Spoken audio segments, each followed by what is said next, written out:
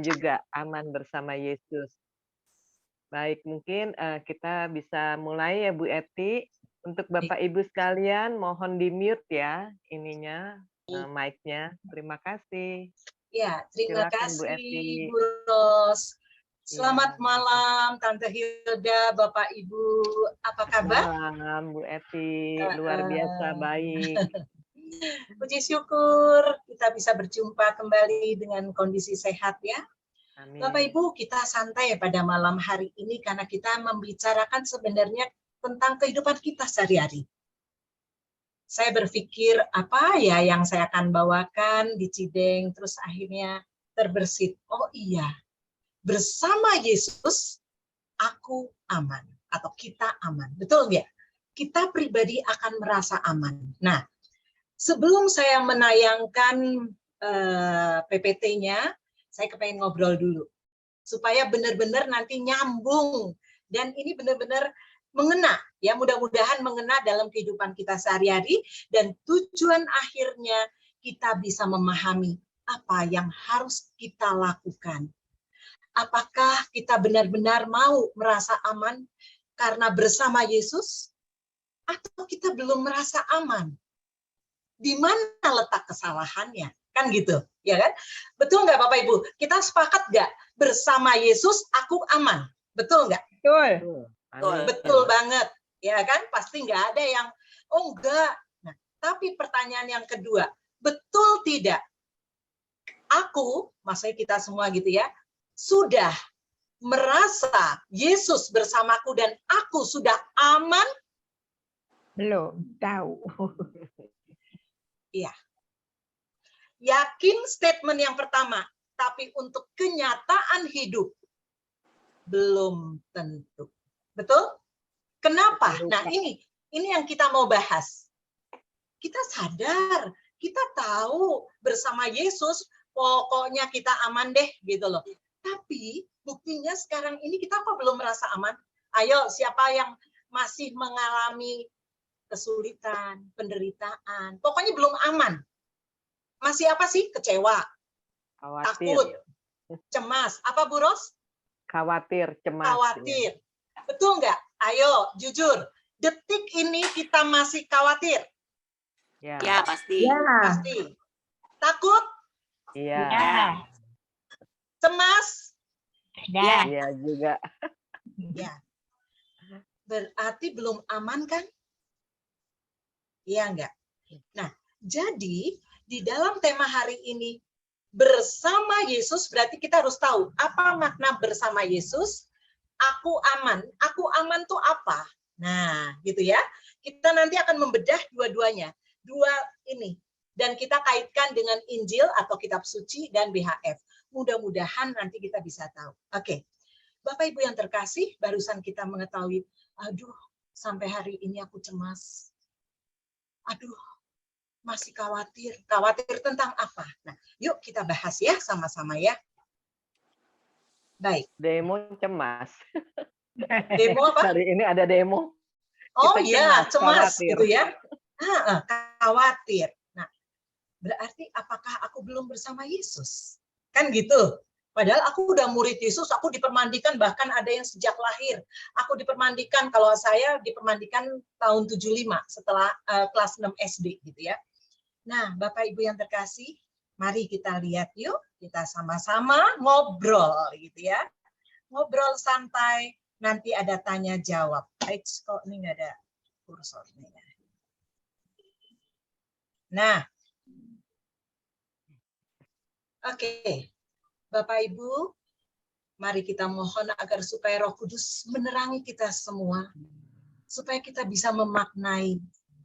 Benar-benar kita merasa bersama Yesus, aku aman. Sadari, lihatlah pelukan kasih Tuhan. Apakah dia hanya memeluk seorang ini saja? Tidak. Mari rasakan. Yesus pun mencintaiku. Mencintai dengan tulus. Dipeluk dengan pelukan yang kasih. Itu harus diingat. Sehingga kalau kita bisa merasakan ini, kita pasti akan aman. Ya. Nah, Bapak Ibu yang terkasih, kita bahas satu persatu dulu dalam kenyataan hidup ya. Nggak aman karena kita menderita. Kalau kita sudah aman, kita nggak akan mengalami penderitaan. Setuju kalimat ini? Setuju ya, Bu Ros ya, Tante Hilda ya? Karena kita masih menderita. Apa? Ayo, Bapak Ibu. Kita masih boleh open mic kok. Nanti pada saat pengajaran baru. Ini benar-benar membahas tentang kehidupan sehari-hari. Kenapa kita mengalami penderitaan? Sakit, betul? Apalagi kalau, maaf nih, sakit kanker. Kayaknya lemes, bukan hanya diri kita. Kalau kita mendengar saudara kita, teman kita, atau siapapun juga, sakit apa dia? Kanker. Kayaknya, aduh, udah lemes aja. Betul nggak? Bapak, Ibu, bersyukur kita masih diberi kesehatan. Ya. Terus yang kedua, penderitaan biasanya karena apa? Ekonomi. Apalagi pandemi kemarin. Saya mengalami nggak? Oh, mengalami. Kayaknya semua pasti juga ada mengalami masalah-masalah penderitaan ini. Dan jangan lupa, masalah relasi dengan orang lain. Orang lain ini dengan siapa? Suami, istri, anak, orang tua, saudara, teman sekantor, teman satu lingkungan, teman satu kategorial ataupun kegiatan gereja. Betul ya Tante ya? Tante luar biasa sudah berkelompok di mana aja. Relasi dengan orang-orang kalau menyebabkan itu terjadi clash, menderita banget nggak? Bisa dirasakan ya Bapak Ibu ya. Kalau kita sama suami atau istri, kita musuhan. Gara-gara hal sepele bisa menjadi marah. Marah tidak selesai satu hari, walaupun dalam kenyataannya harus selesai satu hari. Tapi belum tentu bisa satu. Ini fakta loh, ya enggak Bapak Ibu? Apa yang Bapak Ibu rasakan pada saat, ya dalam tanda kutip, Bapak Ibu relasi suami istri sedang tidak harmonis. Seperti neraka bukan? Walaupun kita nggak pernah neraka, tapi seolah-olah neraka dunia. Mungkin. Makan nggak enak, segala sesuatunya nggak enak. Apalagi relasi dengan orang tua. Anak dengan orang tua atau orang tua dengan anak. Satu sisi, inilah hal-hal yang menyebabkan kita menderita. Saya pernah masalahnya. Ada permasalahan dengan salah satu, bukan kepada suami ya, bukan ya. Tapi ada salah satu lah. Saya bisa nangis berjam-jam. Hanya masalah relasi. Mungkin Bapak Ibu juga mengalami. Dan itu nggak enak. Betul nggak? Kita sudah nangis, sudah berdoa, sudah menyerahkan diri kepada Tuhan, sudah menerima komunitas Tuhan, berilah aku kekuatan. Tapi nggak gampang loh Bapak Ibu. Betul nggak sih? Satu, kita nggak rendah hati. Kita masih menganggap diri kita yang benar, orang itulah yang salah. Nah, loh, kapan mau terjadi perdamaian? Nah, dan masalah-masalah yang lainnya. Semuanya ini menyebabkan apa Bapak Ibu? Akibatnya apa? Penderitaan yang kita alami menyebabkan kita merasa takut, merasa khawatir, merasa cemas, merasa gelisah. Inilah akibat yang dapat kita rasakan. Kalau masalah ekonomi, aduh besok aku harus masak apa untuk anakku, aku belum ada. Atau untuk ngontrak juga besok belum ada, dan sebagainya. Nah, Bapak Ibu, tapi mari kita malam hari ini bersama-sama. Tema yang pertama atau judulnya, bersama Yesus, aku akan merasa aman. Apakah benar? Benar, tapi prakteknya bagaimana? Betul ya Bapak Ibu ya? Bapak Ibu yang terkasih, sering nggak kita merasakan bahwa seolah-olah di tengah penderitaan yang kita alami, seolah-olah, Tuhan, Engkau ada di mana? Pernah? Pernahkah Bapak Ibu merasakan dan mengucapkan itu? Tuhan, Engkau ada di mana? Aku sendirian, Tuhan. Engkau lihat enggak sih? Tuhan, datanglah kepadaku. Saya pernah, Bapak Ibu, saya pernah merasakan, makanya ini benar-benar suatu sharing sebenarnya, ya enggak? Tapi tahukah Bapak Ibu, yang terjadi justru hal-hal kecil yang kita gede-gedekan. Seolah-olah hal kecil aja seolah-olah Tuhan udah nggak ada. Tuhan nggak sayang kita, Tuhan nggak cinta saya. Tuhan cintanya sama si A saja. Tuhan sayangnya sama si B saja. Tidak. Tuhan Maha Kasih, Dia menyayangi kita juga. Bapak Ibu, mudah-mudahan ilustrasi film yang akan saya tayangkan ini, animasi ini, membuat Bapak Ibu semua menjadi lebih ngeh bahwa, oh iya ya, sebentar saya lupa tadi nggak di share screen itunya, suaranya, nanti nggak ada suara. Ya.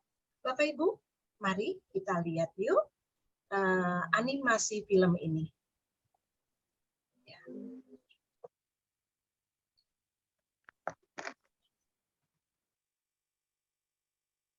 Oke, Bapak Ibu yang terkasih, mari kita lihat animasi ini.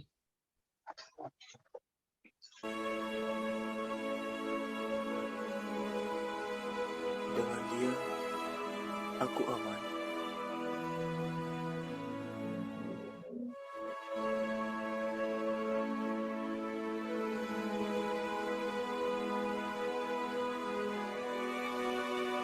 Seorang anak yang berlutut, katakan atas apa yang masih baru menimpa ia, dan ia berdoa kepada Tuhan.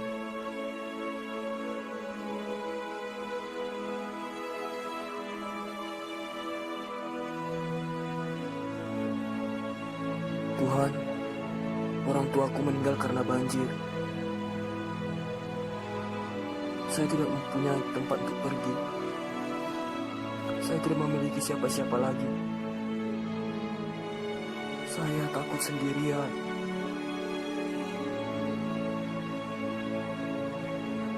Tuhan, tolong lindungi saya.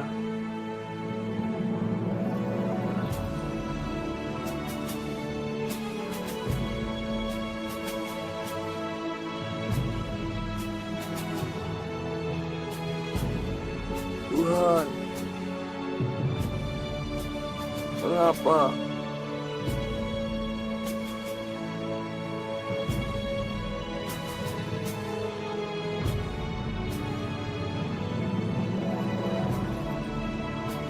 Engkau selalu seperti ini. Engkau hanya membuat situasi semakin buruk. Saya minta tolong. Apakah engkau senang melihat orang-orang menderita?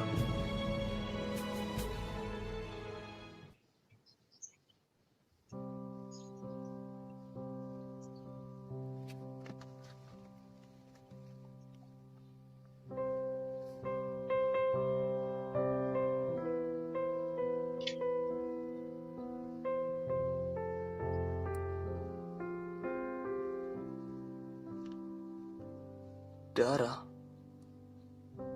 Tapi ini bukan darah saya.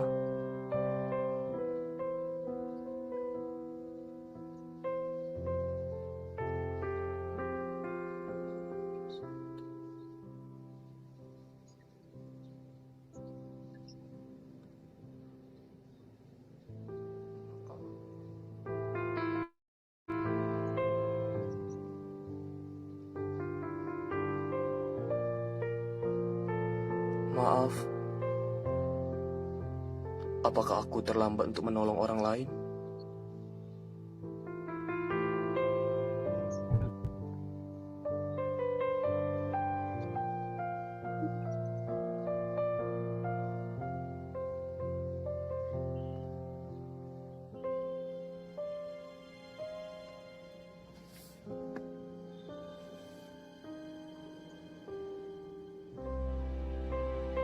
Takut kepada orang mendatangkan jerat, tetapi siapa percaya kepada Tuhan?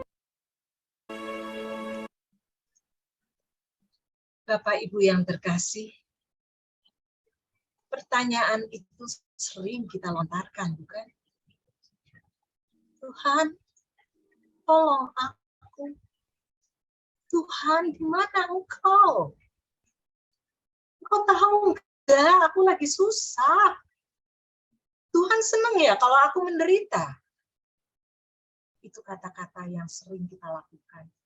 Itu padahal Tuhan pasti tidak suka kalau kita menderita. Itu harus dicamkan. Tuhan rela, dia yang menderita.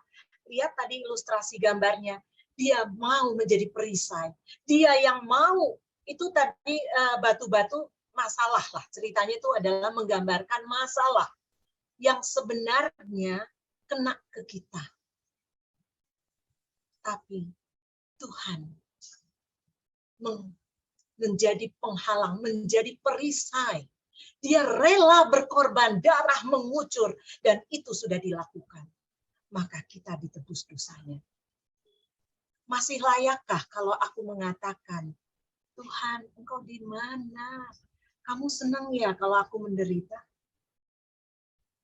Bapak Ibu yang terkasih, mari kita cari di mana sebenarnya yang harus kita imani dan kita ketahui.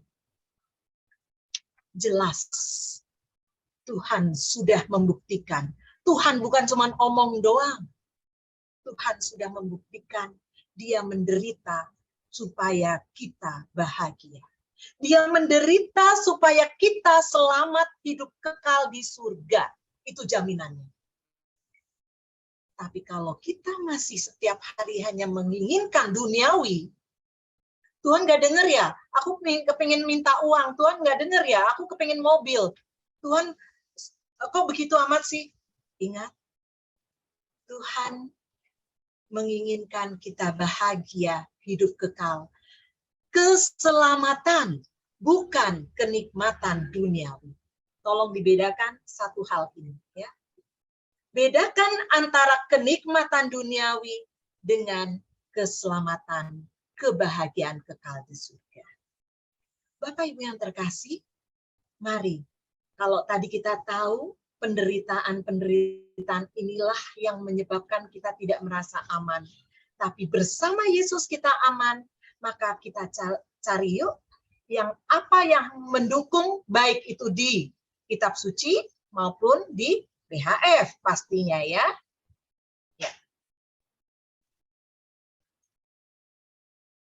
Nah, Bapak Ibu, saya hanya mengutip beberapa aja ayat yang mendukung kita.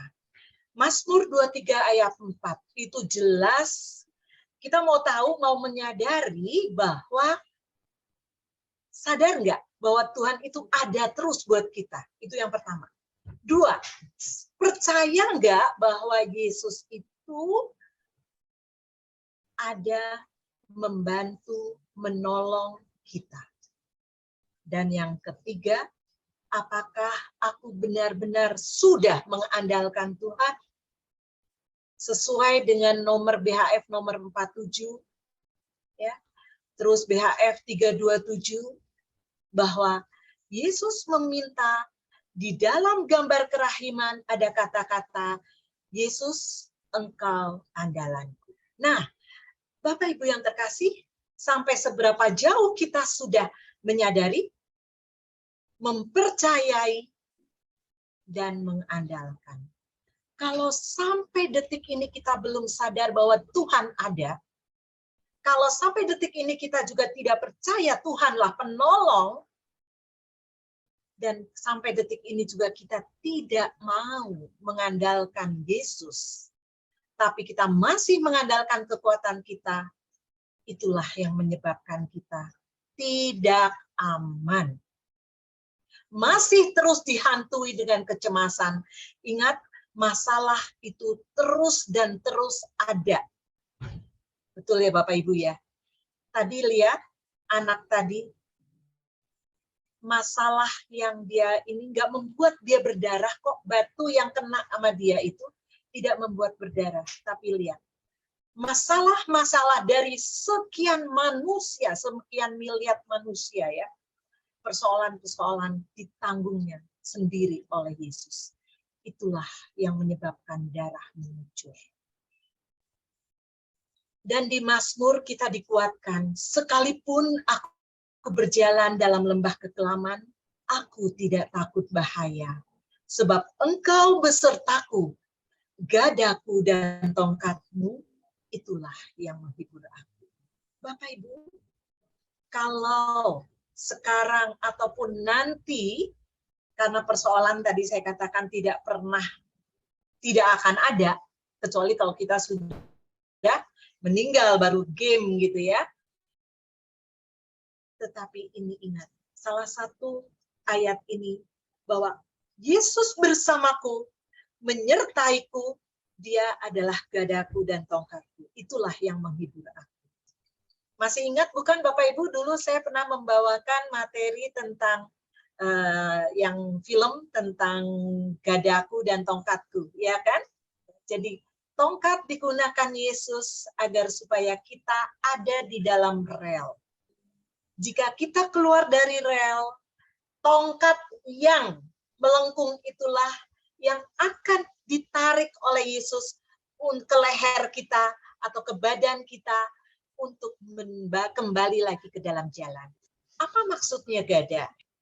Gada dipergunakan untuk menghalau eksternal, yaitu siapa? Serigala-serigala yang mengancam si domba-domba itu. Nah, Bapak Ibu, Tuhan melindungi dari diri kita sendiri dan dari eksternal.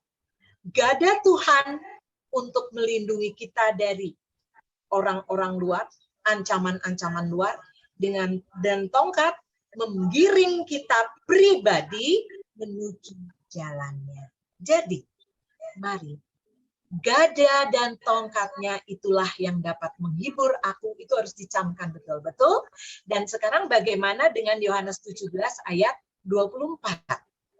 Bapak Ibu, ini masih menjelaskan kata-kata bersama Yesus. Ya kan? Bersama Yesus tadi buktinya di Mazmur, nah sekarang di Yohanes apa? Ini juga sudah pernah saya bawakan. Ya Bapa, aku mau supaya dimanapun aku berada, mereka juga berada bersama-sama dengan aku. Mereka yang telah Engkau berikan kepadaku, yaitu kita semua Bapak Ibu, kita yang hadir dan semua yang menjadi umat Tuhan, agar mereka memandang kemuliaan-Ku yang telah Engkau berikan kepadaku, sebab Engkau telah mengasihi aku sebelum dijadikan. Bapak Ibu yang terkasih, Yesus meminta kepada Bapa untuk bersama-sama dengan aku.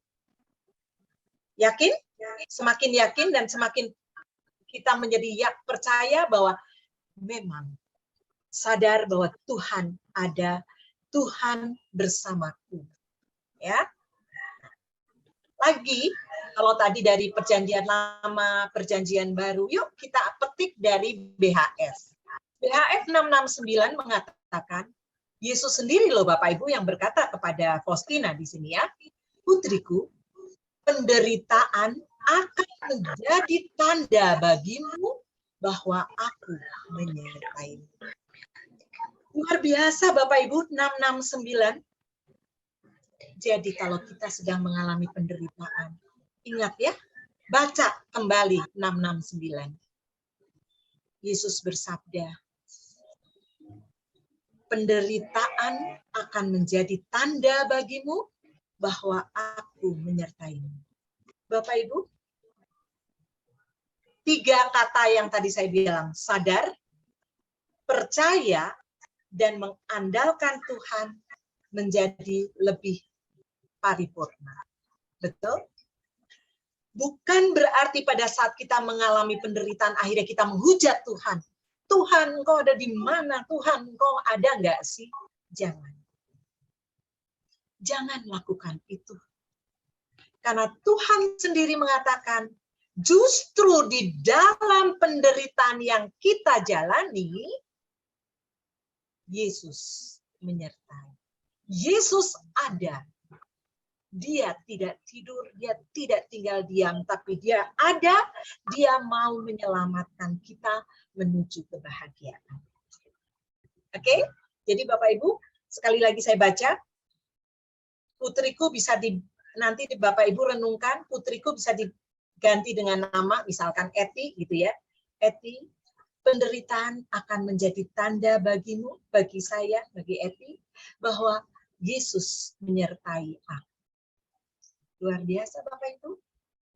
Semoga Roh Kudus mencerahkan benar-benar Roh Kudusnya pada kita pada malam hari ini, sehingga kita makin sadar, tidak akan takut lagi, tidak akan gelisah lagi, karena kita tahu bersama Yesus, Yesus ada bersama kita dan menyertai loh, bukan cuma ada doang, menyertai bersama.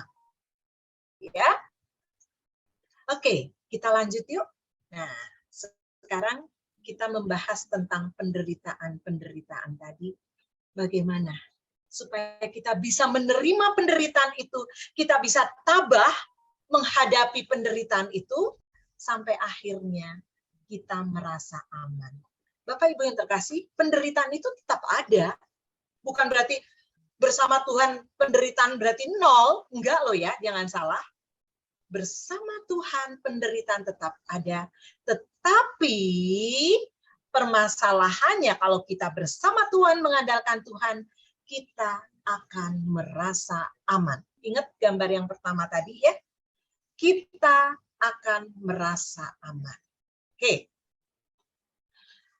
Di 746 di sini dikatakan, aku sudah tahu bahwa pada saat-saat tertentu dan pada saat-saat yang paling sulit, aku akan sendirian, ditinggalkan oleh setiap orang. Bapak Ibu, ini adalah perasaan dari Faustina.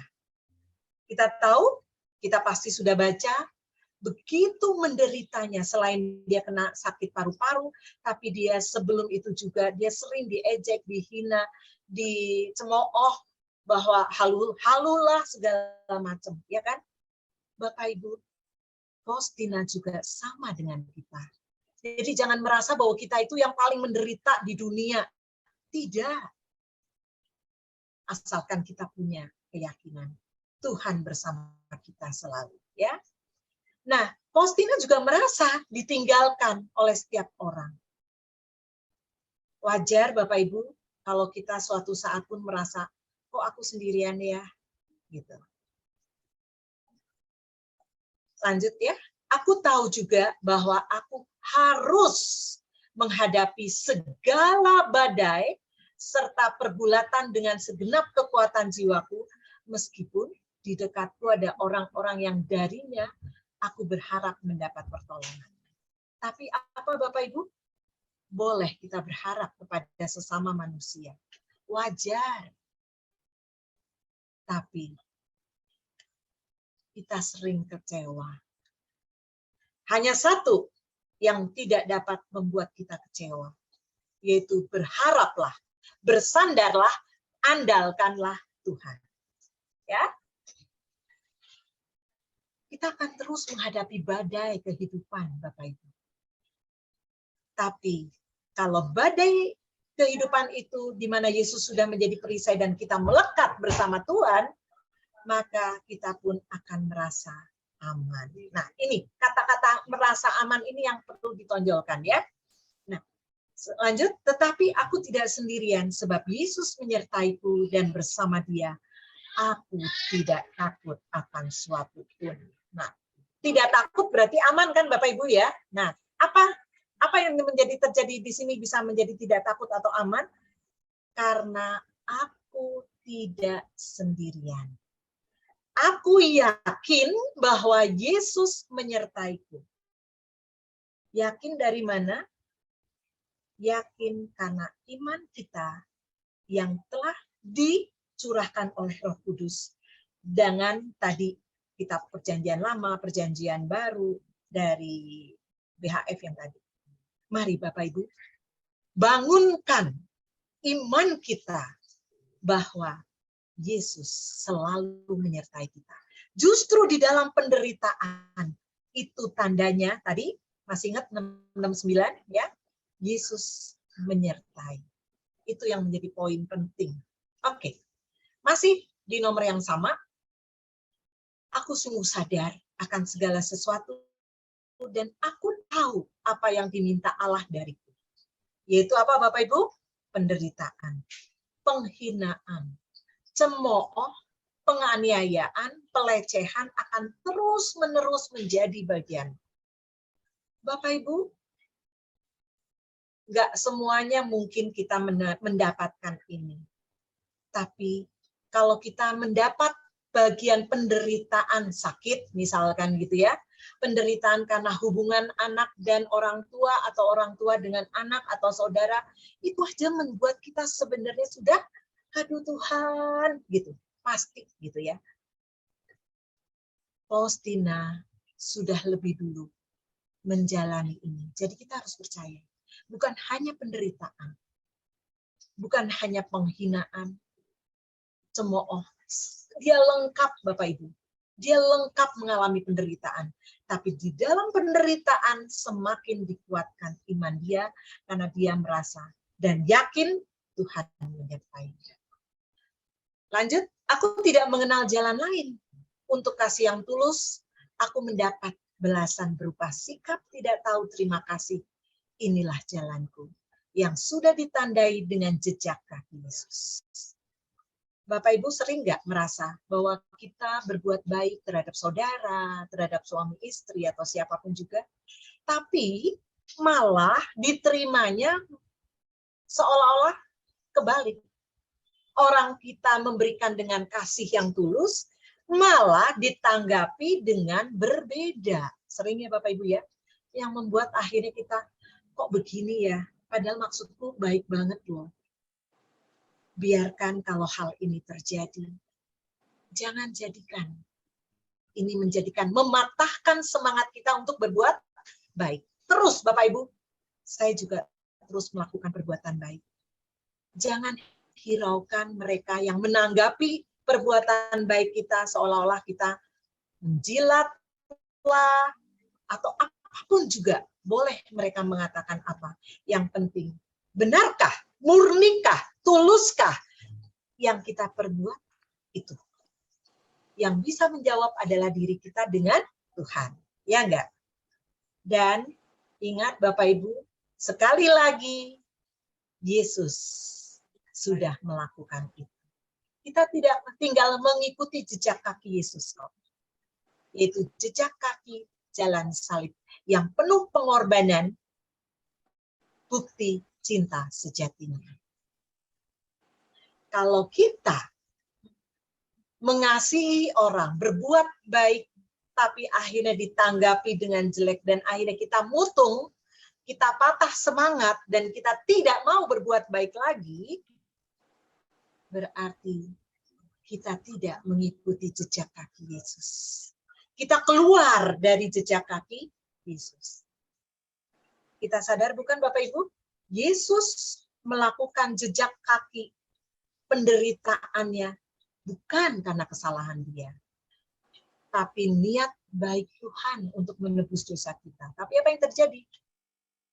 Dihujat, dihina, diludahi, dibantai seperti tidak manusiawi lagi. Bapak Ibu, mari kita ikuti jejak kaki Yesus untuk terus berbuat baik walaupun orang lain menyangka yang berbeda. Selama kita tulus, terus jalan, pantang mundur. Berbuat baik setiap hari, karena kita tidak tahu kapan Tuhan memanggil kita. Sudah seberapa banyak perbuatan baik yang kita lakukan? Apakah masih banyak perbuatan jahat? Tidak ada silih. Ya, itu yang menjadi introspeksi kita pada malam hari ini ya Bapak Ibu ya.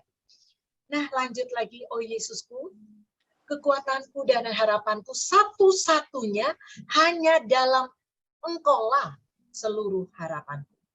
Apa Bapak Ibu? Yesus, Engkau andalan. Jangan mengharapkan orang lain. Orang lain boleh membantu, tetapi harapan atau andalan yang utama Tuhan. Oke? Pengharapanku tidak akan dikecewakan. Kalau berharap kepada manusia, mungkin suatu saat kita akan merasa dikecewakan. Kita akan merasa sedih, gitu ya. Tapi Tuhan tidak pernah mengecewakan. Karena tujuan Dia, kehendak Dia, kebahagiaan buat kita. Oke.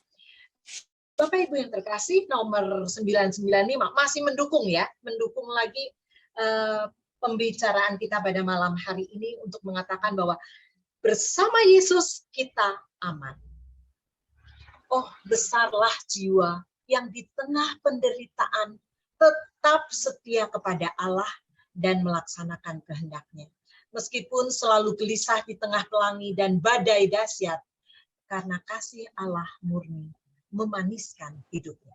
Bapak Ibu yang terkasih, ini yang menegaskan kata-kata bersama Yesus, aku aman. Artinya, amannya ini penderitaan masih ada. Lihat di sini ya, badai segala macam. Nih, meskipun selalu gelisah di tengah pelangi dan badai dahsyat, karena kasih Allah yang murni akan memaniskan hidup kita. Asalkan apa?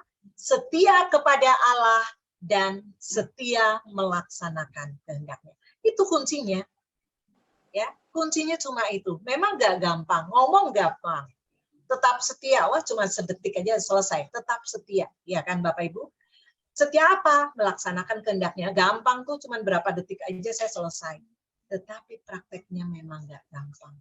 Bagaimana dong supaya menjadi realita dalam kehidupan kita? Supaya hidup kita berubah sedikit demi sedikit menjadi sesuai yang diharapkan Tuhan. Caranya adalah kita, satu, sadar, dua, percaya, tiga, andalkan Tuhan. Selalu ke situ Bapak Ibu. Ya. Oke, lanjut ke BHF 16:12. Bapak Ibu di sini sekali lagi Tuhan berkata kepada Faustina, aku, maksudnya Yesus ya, membutuhkan penderitaan-penderitaanmu untuk menyelamatkan jiwa-jiwa. Bapak Ibu yang terkasih, jiwa-jiwa di sini artinya siapa? Jiwaku juga termasuk di situ, betul nggak? Nah, jadi kalau Faustina memang dia dipilih untuk menyelamatkan banyak jiwa karena dirinya sendiri juga sudah terbiasa mengikuti kehendak Allah. Jadi dia diminta melakukan silih sehingga dapat menyelamatkan jiwa-jiwa. Bapak Ibu yang terkasih, buat kita sendiri gimana? Kita yang orang lemah ini, orang yang berdosa yang mungkin jauh berbeda dengan Santa Faustina, perilaku kita kehidupan sehari-harinya, betul nggak? Kita akui itu ya. Nah, tapi bagaimana? Ternyata Yesus pun sama loh Bapak Ibu. Bukan hanya minta kepada Faustina, tapi juga Tuhan meminta kepada kita. Katanya, Yesus membutuhkan penderitaan-penderitaanku untuk menyelamatkan jiwaku minimal. Sebagai silih. Kalau kita bisa lebih daripada itu, berarti kita penderitaan-penderitaan kita yang harus kita panggul ini, kita satukan dengan penderitaan Yesus di jalan salib, maka penderitaan itu dapat menyelamatkan satu jiwa orang lain selain diri kita. Itu bersyukur banget. Lebih-lebih kalau kita bukannya menghujat tetapi terus bersatu dengan Tuhan dalam menghadapi penderitaan, maka mungkin tidak hanya satu jiwa yang dapat tertolong, tetapi semakin banyak. Puji Tuhan ya Bapak Ibu ya. jiwa-jiwa yang tertolong. Nah, Bapak Ibu, renungannya gini. Kalau dalam kehidupan kita sehari-hari aja, mulut kita sering ngomel, pikiran kita sering mencaci maki, pikiran dengki, segala macam. Bagaimana? Bagaimana kita mempertanggungjawabkan diri kita sendiri, gitu loh ya. Padahal Tuhan menginginkan untuk menyelamatkan jiwa-jiwa yang lain juga. Tapi sebaliknya, kalau karena kita semua devosan kerahiman, mudah-mudahan dengan bantuan Roh Kudus kita diproses dan kita mau berproses menjadi lebih baik, lebih baik, lebih baik, dan lebih baik lagi, maka sadar nggak sadar terjadi perubahan dalam kehidupan kita.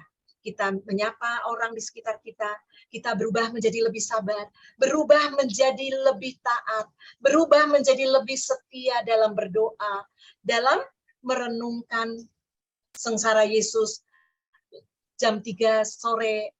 Coba, sampai seberapa jauh sebenarnya kita sudah menjalani kehidupan sehari-hari kita. Dan bagaimana kalau kita sedang mengalami penderitaan? Apa yang dipakai oleh kita untuk melakukan jalan keluarnya? Apakah kita jalan keluarnya malah mengumpat-ngumpat kepada Tuhan? Atau justru jalan keluarnya di dalam penderitaan itu kita malah mendekat, kita sering datang kepada sakramen Ekaristi, ya, karena nggak gampang, Bapak Ibu, saya tahu penderitaan apapun juga masalahnya, gitu ya. Selama itu belum selesai, itu sangat menyedihkan, sangat menyesakkan. Pernafasan kita pun kayaknya, aduh, sesek gitu ya, sedih. Nah, Bapak Ibu, semoga semakin kita menyadari dengan BHF 16:12 ini ya. Jadi, Yesus membutuhkan penderitaan-penderitaanku itu untuk menyelamatkan jiwa. Mari kita menyatukan diri. Kalau kita tidak kuat menghadapi penderitaan kita, Tuhan menyertai. Lari, mendekat, biarkan kita merasa dipeluk dalam pelukan hangat yang tadi di gambar pertama, ya. Bapak Ibu yang terkasih, 786, aku memahami dengan baik bahwa jika dalam aneka penderitaan ini Allah sendiri tidak menguatkan jiwa, pasti jiwa itu tidak akan mampu mengatasi situasi. Benar nggak, Bapak Ibu?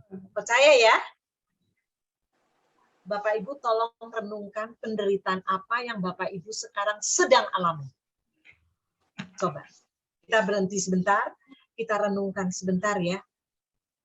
Sebentar aja, penderitaan apa yang saat ini Bapak Ibu sedang alami? Kuatkah Bapak Ibu? Atau sedang berat-beratnya saat ini? Kapan Bapak Ibu merasa sudah hampir nggak kuat? Bapak Ibu yang terkasih, ingat di sini di 786. Kalau hanya mengandalkan jiwaku saja, kekuatanku saja, maka tidak akan mampu mengatasi situasi yang berat ini. Saya yakin, saya pun tidak mampu kok. Makanya saya pergi ke Rowoseneng, pergi setiap hari ke gereja, minta kekuatan. Bersama Tuhan, aku aman. Nah, Bapak Ibu, dengan demikian Allah sendiri menjadi perisainya. Ilustrasi film tadi tepat sekali dengan BHF 786. Betul ya Bapak Ibu ya? Yesuslah yang menjadi perisai dari semua permasalahan yang datang bertubi-tubi. Tetapi Tuhanlah yang menghadangnya. Tuhanlah yang menolong kita. menjadi perisai kita. Tapi bukan berarti tidak ada masalah. Maka Yesus bilang, masih ada yang kena ke kamu? Itu pun kalau ada, dan pasti memang masalah pasti ada, sekali lagi ya. Kalau kita bersama Yesus, kita akan kuat dan mampu mengatasi situasi. Bapak Ibu, 786 ini bagus banget ya. Tolong nanti direnungkan lagi ya. Gitu loh.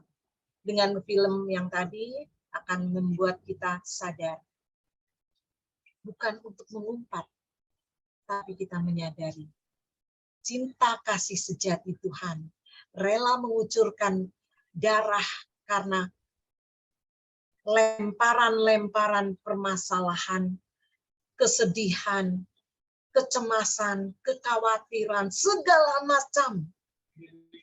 Dialah yang menjadi perisainya. Karena cinta sejatinya kepada kita. Lanjut, sambil merenungkan perpaduan antara penderitaan dan rahmat ini, aku mendengar suara Bunda kita. Bapak Ibu, selain Yesus sebagai perisai, kita juga kepengen tahu yuk tentang bagaimana Bunda kita. Bunda yang menjadi Bunda Allah, diangkat ke martabat Bunda Allah dan Bunda kita semua, ternyata dia juga mengalami penderitaan, Bapak Ibu. 7 pedang penderitaan menusuk hatinya. Terus apa? Maria memberi nasihat kepada kita semua pada malam hari ini melalui 786. Jangan melakukan sesuatu pun untuk membela diri. Tanggunglah segala sesuatu dengan rendah hati. Allah sendiri akan membela engkau. Jadi, apa Bapak Ibu? Jangan melempar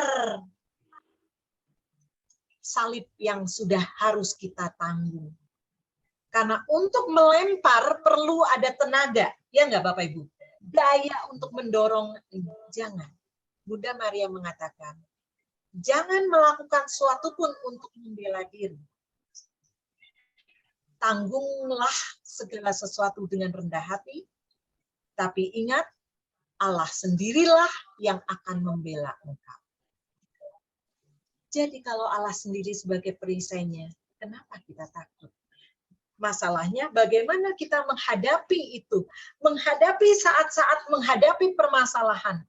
Bunda Maria, harus rendah hati. Oke. Bapak Ibu, bahwa saya mau mengingatkan kembali 47 BHF 47 dan 327 ya, salah satunya, masih banyak sekali nomor-nomor yang lain. Bapak Ibu, kalau kita renungkan, maknanya ini sangat mendalam. Jadi, pada saat nanti, kapanpun juga masalah itu datang kepada diri kita, dalam hidup kita, ingat, gambar kerahiman ini, Tuhan sudah meminta kita, meminta kepada Faustina untuk menyebarkan ke seluruh dunia, untuk mewartakan, pasti punya makna. Maknanya adalah, sekali lagi saya ulang ya, bahwa mari kita hidupkan gambar ini dalam jiwa kita. Jadi, kalau gambar ini ada di dalam hidup kita, di dalam jiwa kita, hidup di dalam jiwa kita, bukan hanya sekedar gambar yang ya gambar fisik yang ada ditempel di rumah kita, di tempat doa atau apa, sehingga pada waktu kita pergi, gambar itu kita nggak bawa, bukan? Masa kita kemana-mana, ke pasar bawa, ke toko bawa, kemana? Enggak, bukan. Tapi yang dimaksud Tuhan, hidupilah makna daripada gambar kerahiman ini.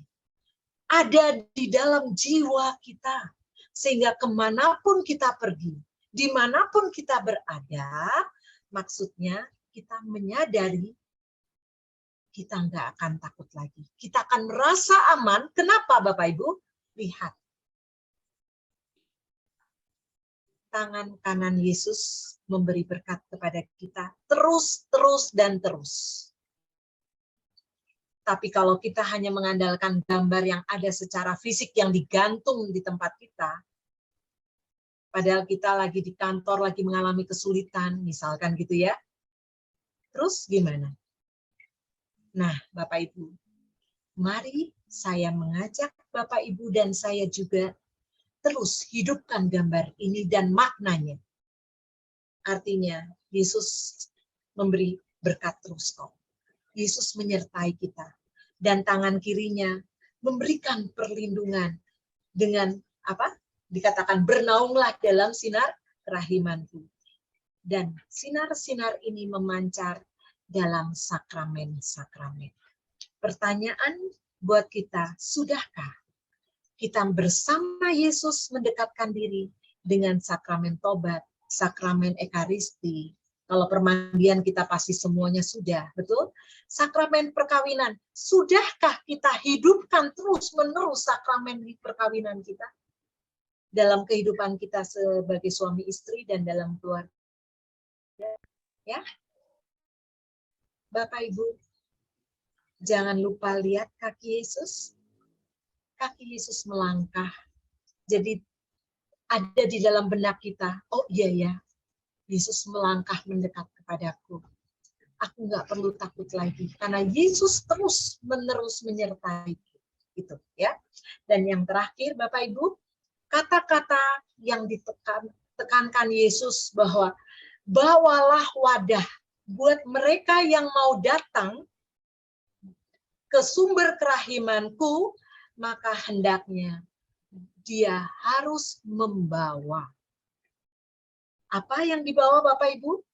Gambar kerahiman dengan tulisan, Yesus engkau andalan. Jadi artinya, mari kita terus membawa di dalam benak hidup kita, di dalam jiwa kita, makna daripada gambar kerahiman, dan kita diminta oleh Yesus terus mengandalkan Yesus. Begitu Bapak Ibu? Terima kasih. Tuhan memberkati. Terima kasih, Bu.